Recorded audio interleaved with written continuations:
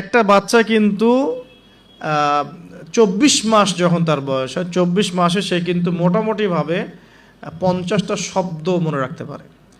যখন তার বয়স ৩ বছর হবে তখন কিন্তু মোটামুটি ২০০ শব্দ সে মনে রাখতে পারে। এভাবে যখন গ্র্যাজুয়ালি বাড়ে আর কি। আপনার বাচ্চার বয়স যখন ৫ বছর হয়েছে, সে একই সাথে ২-৩টা ভাষার শব্দ মনে রাখতে পারবে। ঠিক আছে, ৫ বছর বয়সে বা ৬ বছর বয়সে একটা বাচ্চা কিন্তু প্রায় ১৫০০ থেকে ২০০০, কোনো কোনো ক্ষেত্রে ২৫০০ শব্দ পর্যন্ত তার মাথায় মেমোরাইজ করতে পারে। ছোটোবেলায় এখন আমরা ওই সময়টাতে কি করছি? আমরা ওই সময় বাচ্চা কাচ্চাগুলোকে শেখাই হাট্টিমা টিম টিম শেখাই, ওই যে মাঠে পারে ডিম শেখায়, Jack and Jill, went up the hill, এগুলো শেখাই, হামটি টামটি স্যাটানো ওয়াল, এগুলো শেখাই। এগুলো শিখে ওদের মাথার এই যে কি বলবো, যে উর্বর যে একটা মস্তিষ্ক আমরা নষ্ট করে ফেলি আর কি। ইভেন মারা বাচ্চাদেরকে ঘুম পাড়ায়, হিন্দি সং বলে ঘুম পাড়াচ্ছে, হ্যাঁ, হয়তো যে খোকা ঘুমালো, পাড়া জুড়ালো, বর্গি এলো দেশে, এগুলো বলে ঘুম পাড়াচ্ছে। এখানে সূরা পড়ে আপনি ঘুম পাড়াতে পারতেন। আপনি এখানে কিন্তু কি বলবো, কোরআন তেলাওয়াত করতে করতে ঘুম পাড়াতে পারতেন, বা ইসলামিক যদি কিছু বলতেই হতো ইসলামিক কোনো নাশিদ বলে ঘুম পাড়াতে পারতেন। সব জায়গায় লক্ষ্য করতে হবে বাচ্চার কানে আমি কি দিচ্ছি। বাচ্চা হয়তো বলতে পারছে না কথা, তখন কিন্তু বাচ্চা শুনতে পারে, বাচ্চা বুঝতে পারে। বাচ্চা আপনাকে দেখে, পরিচিত ফেস দেখে বাচ্চা হাসে কেন? কারণ সে বুঝতে পারে, সে চিনতে পারে যে হ্যাঁ, তিনি আমার কাছের কেউ। মাকে কেমন করে বাচ্চা চেনে?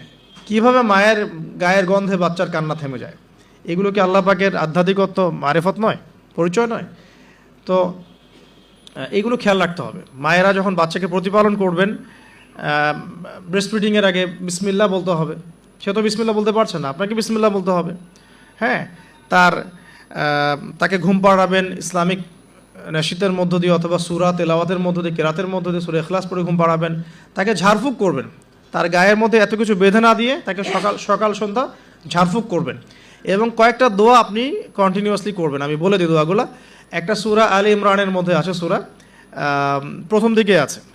সূরা আলী ইমরানের শুরুতে একটা দোয়া আছে যে রব্বি ইন্নী নাযারতু লাকা মা ফি বাতনি মুহাররারান ফাতাকাব্বাল মিন্নী ইন্নাকা আনতাস সামিউল আলিম। এটা একটা দোয়া। আর একটা, এটাও সূরা আলী ইমরানে আছে প্রথম দিকেই, যে রব্বি হাবলি মিন লাদুনকা যুররিয়াতান তাইয়্যিবা ইন্নাকা সামিউদ দুআ। এটাও একটা দোয়া আছে সূরা আলী ইমরানের প্রথম দিকে। সূরা ফুরকানের 74 নম্বর আয়াতে একটা দোয়া আছে, রব্বানা হাব লানা মিন আজওয়াজিনা ওয়া যুররিয়াতিনা কুররাতা আ'ইউন ওয়াজআলনা লিল মুত্তাকিনা ইমামা। এগুলো আপনি করবেন। আর বাচ্চাকে কি করবেন? ইমাম হাসান এবং হুসাইন রাদিয়াল্লাহু আনহুমাকে রাসূল সাল্লাল্লাহু আলাইহি ওয়াসাল্লাম যা করতেন, ইমাম হাসান হুসাইন রাদিয়াল্লাহু আনহুমাকে নিয়ে আসলে রাসূল সাল্লাল্লাহু আলাইহি ওয়াসাল্লাম বলতেন যে উঈযুকুমা। দুজন ছিলেন, এজন্য বলতেন উঈযুকুমা। যদি একজন হয় এবং সে যদি ছেলে বাচ্চা হয় তাহলে আপনি বলবেন উঈযুকা। আর যদি একজন মেয়ে বাচ্চা হয় তাহলে বলবেন উঈযুকি। আমি কি বুঝাতে পারছি? একজন মেয়ে বাচ্চা হলে উঈযুকি, একজন ছেলে হলে উঈযুকা, আর দুজন হলে বলবেন উঈযুকুমা। তো উঈযুকা দিয়ে শুরু করলাম। তো উঈযুকা বিকালিমাতিল্লাহি তাম্মা মিন কুল্লি শাইতানিন ওয়া হাম্মা ওয়া মিন কুল্লি আইনিন লাম্মা। এই দোয়াগুলো পড়ে বাচ্চাকে ঝাড়ফুঁক করতে হয়। বদনজর লাগতে পারে, চোখের নজর লাগতে পারে। তো এই দোয়াগুলো করা, পাশাপাশি সূরা ফালাক, নাস, ইখলাস এগুলো পড়ে ঝাড়ফুঁক করা, সূরা ফাতিহা পড়ে ঝাড়ফুঁক করা, বাচ্চা ভালো থাকবে ইনশাআল্লাহ। বাচ্চাকে যে ঘরে রাখবেন সেখানে কোনো প্রকার ছবি মূর্তি রাখবেন না, বাচ্চা রাত্রেবেলা ভয় পেয়ে কাঁদতে পারে, এগুলো করতে যাবেন না। ফিডিংটা ভালো দিবেন, ব্রেস্ট ফিডিং চেষ্টা করবেন। যদি কোনো কারণে মায়েদের কোনো প্রবলেম থাকে সেটা ডিফারেন্ট ইস্যুস, তবে ব্রেস্ট ফিডিংটাই চেষ্টা করবেন। এতে মায়ের সাথে বাচ্চার একটা অন্তরঙ্গ সম্পর্ক তৈরি হবে, এটা বাচ্চার হক। এবার বাচ্চা যখন বড় হচ্ছে, ওকে আজে বাজে কিছু শেখাবেন না। আস্তে আস্তে কথা বলা শিখবে, পরিবেশ পরিস্থিতি বোঝা শিখবে। তাকে সময় দিবেন, এক নাম্বার তাকে সময় দিবেন, তার সাথে গল্প গুজব করবেন, তাকে নিয়ে ঘুরবেন, তার সাথে খেলবেন, হ্যাঁ, তাকে আনন্দ দিবেন। আপনি আপনার টাইমের একটা অংশ তার জন্য ফিক্স রাখবেন, যে বাচ্চার জন্য ফিক্স রাখবেন। আর সব দায়িত্ব শুধু মায়ের উপর ছেড়ে দিবেন না, পুরুষের উপর অনেক দায়িত্ব আছে। এবং গ্র্যাজুয়ালি সে বড় হবে। পিতার সময় পিতার হকটা যেন পিতার থেকে পায়, মায়ের হকটা মায়ের থেকে পায়। এবার শিক্ষার কথা আসবে। ওকে এমন জায়গায় পড়াবেন না যেখানে পড়ালে তার কচি আত্মাটা নষ্ট হয়ে যায়। ফার্স্ট অফ অল পরিবারের পরিবেশ ঠিক করলাম। এখন ওকে যদি বাইরে পাঠাচ্ছি, আমি বাইরে এখন কোথায় পাঠাচ্ছি? আমি তাকে বাইরে যদি এমন জায়গায় পাঠাই যেখানে গেলে তার কচি আত্মাটা নষ্ট হয়ে যাবে, সে সেক্সুয়াল হ্যারাসমেন্টের শিকার হবে, সে ফ্রি মিক্সিং শিখবে, সে হামটি ডামটি এসব শিখবে, অন ইসলামিক কালচারে অভ্যস্ত হবে। হ্যাঁ, এমন হয়ে যাবে আমার বাচ্চা লাইলাতুল কদর চিনে না, 31st নাইট চিনে, তারপর তো সমস্যা। তাহলে ওকে আমাকে পড়াশোনার ক্ষেত্রে এমন এনভায়রনমেন্ট দিতে হবে যে এনভায়রনমেন্টটাতে সে দুনিয়ার জ্ঞানগুলো অর্জন করতে পারে, পাশাপাশি পরকালীন জ্ঞান অর্জন করতে পারে। আল্লাহকে চেনে, রাসূলকে চেনে, কোরআনকে চেনে, হাদিস সুন্নাহ এগুলো যেন চেনে এবং জানে। এই জন্য ইনস্টিটিউশন কোথায়, প্রশ্ন হচ্ছে এটা এখন। যদি থাকে আলহামদুলিল্লাহ, খুব ভালো। যদি না থাকে, আমাদের পরবর্তী প্রজন্মকে বাঁচানোর স্বার্থে হলেও আমাদেরকে এরকম প্রতিষ্ঠান গড়ে তুলতে হবে। কারণ যেগুলো আছে সেগুলোকে আপনি চেঞ্জ করতে পারছেন না। যদি মাদ্রাসা দিয়ে দেন, ম্যাক্সিমাম মাদ্রাসা একমুখী শিক্ষা দিয়ে দিচ্ছে, কম্বাইন্ড এডুকেশন এখানে খুব একটা পাওয়া যাচ্ছে না। যেটা পাওয়া যায় সেটা প্রয়োজনের তুলনায় নিতান্তই কম। যারা ওয়ার্ল্ড ডিল করেন তারা বুঝতে পারবেন। আবার সেকুলার জায়গায় দিয়ে দিলে কি হবে, সে তো ইসলাম থেকে টোটালি ডিটাচড হয়ে গেল আর কি। তো প্রতিষ্ঠানের রিফর্ম করতে হবে, অথবা নতুন করে গড়ে তোলার চেষ্টা করতে হবে, বা পরিবর্তন আনার চেষ্টা করতে হবে। এরপর যখন সে কৈশোরে যাবে, দেখবেন শৈশবের বীজটা ভালো ছিল, কৈশোরে ইনশাল্লাহ আপনার বাচ্চা টিকটক প্রজন্মের মতো হবে না ইনশাল্লাহ। কিশোর গ্যাংয়ে যোগ দিবে না ইনশাল্লাহ। ওই যে 8, 9, 10 পরে সিগারেট খাবে না ইনশাল্লাহ। 8, 9, 10 মেয়েরা তো অনেকে জেনা করে সতীত্ব নষ্ট করে ফেলছে না এখন, এরকম হবে না ইনশাল্লাহ। একটা পয়েন্ট বলতে ভুলে গেছে, মেয়ে বাচ্চা যদি হয়ে যায়, শুরু থেকেই পর্দা শেখাতে হবে। বড় হয়ে পর্দা করবে এই কনসেপ্টে যায় না। ফ্রম ভেরি বিগিনিং তাকে পর্দা শেখাতে হবে, এবং তার ব্যাপারে খুব বেশি সতর্ক থাকতে হবে। কারণ কাছের মানুষদেরকে দিয়েই মেয়েরা কিন্তু এখন সেক্সুয়াল হ্যারাসমেন্টের শিকার হচ্ছে, চাচার দ্বারা হচ্ছে, কাজিনের দ্বারা হচ্ছে, মামা দুলা ভাই ইত্যাদির দ্বারা হচ্ছে। সো এগুলো বাসার মধ্যে অ্যালাউ করবেন না। আমি তো বলি যে মেয়ে বাচ্চাকে কার কোলে তুলে দিচ্ছেন সেটা তো সতর্ক থাকতে হবে। কার কোলে বাচ্চাকে তুলে দিচ্ছেন, কারণ ম্যাক্সিমাম মানুষই তো পর্নোগ্রাফিতে আসক্ত না এখন।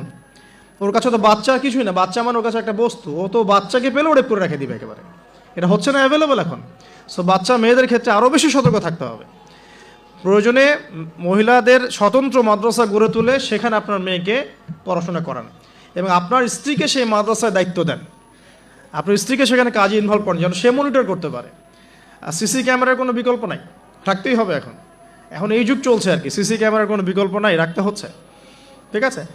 তো বাসায় কাদেরকে এক্সেস দিচ্ছেন, কাকে দিচ্ছেন না, পুরো বিষয়গুলো ঠান্ডা মাথায় ডিল করে আপনাকে আগাতে হবে। মেয়ে বাচ্চার ক্ষেত্রে অতিরিক্ত সতর্কতার কথা আমি বলছি আর কি। আর ছেলে বাচ্চার ক্ষেত্রে সতর্ক থাকবো কেন, বাইরের পরিবেশ তো আর আমার বাড়ির মতো না। বাইরের পরিবেশে গিয়ে যখন দেখবে যে মিথ্যা বলে কিছু আছে, প্রতারণা বলে কিছু আছে, ওকে কেউ ধমক দিচ্ছে, কেউ তাকে সেক্সুয়ালি টাচ করছে, ব্যাড টাচ, গুড টাচ, ও বোঝার ক্ষমতা কিন্তু আর আছে কোনটা ব্যাড টাচ কোনটা গুড টাচ। এখন ও তো ভিতর থেকে ডিস্ট্রয়েড হয়ে যাবে। তখন কি হবে, এখানে সলিউশনটা কী হতে পারে, আপনাকে অ্যাজ এ ফ্রেন্ড জগৎটা থেকে বুঝাতে হবে যে বাবা মা, আসলে জগতে ভালো মানুষও আছে, পচা মানুষও কিন্তু আছে। ভালো কাজ যেমন আমরা যেমন নামাজ পড়ি, আমরা যেমন এইগুলো ভালো কাজ করি, পচা কাজও মানুষ করে। মানুষ কিন্তু এই করে। বাচ্চা কিন্তু প্রশ্ন করবে, বাবা এটা কেন, ওটা কেন, আব্বু এটা কেন, ওইটা কেন। সব প্রশ্নের উত্তর আপনাকে দিতে হবে। সব প্রশ্নের উত্তর দেওয়ার মতো আপনার ধৈর্য থাকতে হবে। কারণ আপনার ডিউটিটা কিন্তু বাইরে শেষ না, জব সেক্টরে ডিউটি শেষ না। বাসায় ঢুকবেন, ডিউটি শুরু হবে। বাসায় ঢোকার পর ডিউটি শুরু হবে। মেয়ে প্রশ্ন করবে, মেয়েকে নিয়ে ঘুরবেন, কথা বলবেন, তাকে জগৎ চিনাবেন। হ্যাঁ, আমার মেয়ে আমাকে বলছিল যে বাবা, আমরা যে এরকম করে কাপড় পরি, ওই মেয়েগুলো যে কাপড় পরে নাই, কি অ্যান্সার দিব আমি? তো বললাম যে আম্মু, আসলে তাদের বাবা মা মনে হয় তাদেরকে এভাবে শিখায় নাই। আমরা যেমন তোমাদেরকে শিখাইছি, তাদের বাবা মা শিখায় নাই। ও মসজিদে যেতে খুব পছন্দ করে। তো মসজিদে যখনই যাই নিয়ে যান, আপনারাও নিয়ে যাবেন।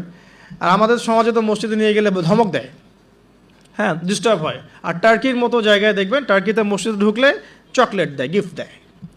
নববীতেও, এখন নববী হারামেও ছেলেমেয়েরা দৌড়াদৌড়ি করে খেলে বেড়ায়, মানুষ নামাজ পড়ছে, কোনো সমস্যা নেই। নামাজ আমার এতই দুর্বল যে একটা বাচ্চার দৌড়াদৌড়িতে আমার নামাজ ছুটে যাবে? আশ্চর্য কথা। হাসান হোসেন রাদিয়াল্লাহু আনহু মসজিদে দৌড়াতেন, খেলতেন। রাসূল সাল্লাল্লাহু আলাইহি ওয়াসাল্লাম খুতবা থামিয়ে দিয়ে তাদেরকে কোলে নিয়ে এসে আবার খুতবা দিয়েছেন। সেজদা করতেন তিনি, পিঠের মধ্যে ইমাম হোসেন রাদিয়াল্লাহু আনহুম তারা উঠে বসতেন। তিনি সেজদা লম্বা করতেন যাতে তাদের ডিস্টার্ব না হয় খেলাধুলা। যে প্রিয় ভাইরা, বাসার এনভায়রনমেন্টটা ঠিক করতে হবে। পাশাপাশি বাইরে যখন আমি পড়াবো, আমাকে পড়ার উপযুক্ত এনভায়রনমেন্ট দিতে হবে। জগতের যে অপারগতা, অসারতাগুলো আছে, মিথ্যা, প্রতারণা, হাবিজাবি, বেপরদামি, এগুলো ওদের সাথে ডিসকাস করে অ্যাজ এ ফ্রেন্ড আপনাকে এগুলো উত্তর দিতে হবে। তারপরে সে কৈশোরে গেলে ইনশাল্লাহ বিভ্রান্ত হবে না। তাকে ফিজিক্যালি শেষ করে দিয়ে আর 2 মিনিট তাকে ফিজিক্যালি স্ট্রং করার চেষ্টা করবেন। তার খাবার যেন নিউট্রিয়াস খাবার সে পায়, সেটা ইনশিওর করবেন। তার বাসায় যেন এডিকশনে না পড়ে, স্মার্টফোন ল্যাপটপস, এই যে এইগুলো কার্টুনস, এগুলো এডিকশনে না পড়ে খেয়াল রাখবেন। ইসলামিক এনভায়রনমেন্ট তৈরি করেন, প্রয়োজনে ইসলামিক কার্টুনস দেখান, হ্যাঁ, ইসলামিক কালচারে বড় করেন। পিতামাতার মধ্যে সম্পর্কটা যেন হৃদ্যতার ভালোবাসার থাকে, এটা খেয়াল রাখেন, কারণ এগুলো বাচ্চা ফলো করবে যে আপনি কীভাবে আপনি ওয়াইফের সাথে কথা বলেন, কীভাবে আপনি ডিল করেন। নামাজে গেলে বাচ্চাকে নিয়ে যান, ইসলামিক কনফারেন্সগুলোতে বাচ্চাকে নিয়ে আসবেন, মানে প্রতিটা ক্ষেত্রেও কি ইনভলভ করতে হবে আর কি। এভাবে আস্তে আস্তে যখন সে দেখবেন টিনেজে চলে গেছে, তখন সে ভালো মন্দ নিজেই বোঝা শিখবে। এরপর ইনশাআল্লাহ তাআলা দেখবেন ওই বাচ্চা ছোটোবেলায় দেখবেন তার হিপস কমপ্লিট হয়ে গেছে, মাশাআল্লাহ, ভালো ইনস্টিটিউশনে পড়েছে, সে হাদিসের ইবারত পড়তে পারে, হাদিস বোঝে, বাংলা ইংরেজি অঙ্ক সায়েন্স সবই বোঝে, সে কিন্তু ডিনামাইট হবে ইনশাআল্লাহ। তারপর তাকে লাইফের অ্যাম্বিশন শেখাতে হবে। তোমার লাইফের রিজিকের টেনশন তোমাকে করতে হবে না, তোমাকে আল্লাহ সৃষ্টি করেছেন আল্লাহর দাসত্ব করার জন্য, আল্লাহর জমিনে তার দিন প্রতিষ্ঠার জন্য। তোমার কাজ এখন আল্লাহর জমিন, আল্লাহর দিনকে প্রচার প্রতিষ্ঠা করা। বাকি বিষয় আমরা দেখবো ইনশাআল্লাহ। এভাবে কি পিছন থেকে সাপোর্ট দেন, ইনশাআল্লাহ তাআলা দেখবেন সে এই উম্মার নেতৃত্ব দানকারী যোগ্য নেতা এবং ইমাম হিসেবেই বড় হয়ে উঠবে ইনশাআল্লাহ তাআলা। আমরা দোয়া করি, রব্বানা হাব লানা মিন আজওয়াজিনা ওয়া যুররিয়াতিনা কুররাতা আ'ইউন ওয়াজআলনা লিল মুত্তাকিনা ইমামা।